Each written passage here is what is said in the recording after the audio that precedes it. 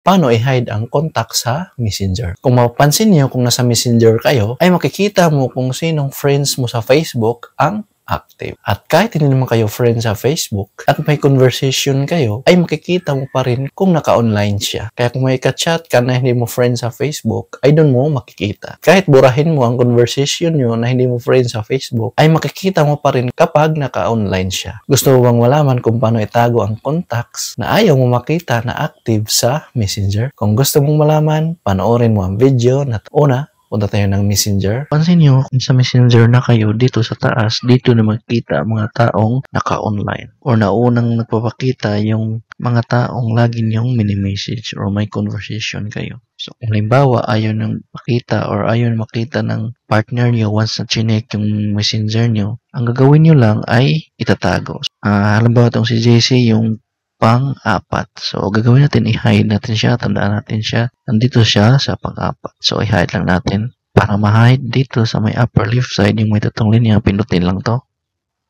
Then, pindutin itong gear icon or settings.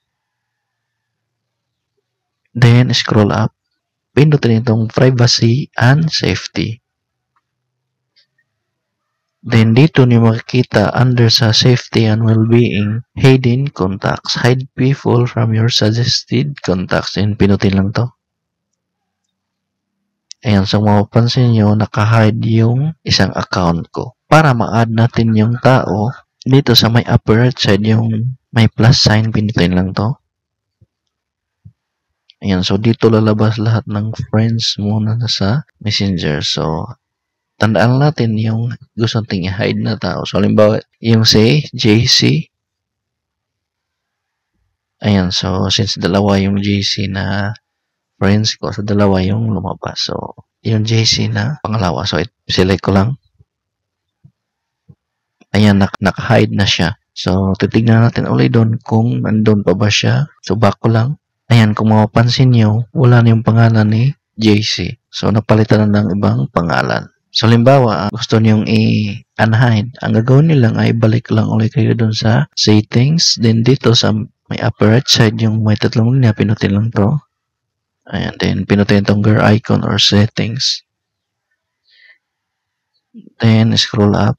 Pinutin itong privacy and safety. Then, pinutin itong hidden contacts. Then, i-unhide natin to si JC. Pinutin lang itong unhide. So, kung mapapansin nyo, wala na yung pangalan niya. So, balik lang tayo doon. Ayan, kung mapapansin nyo, andito na uli yung pangalan niya.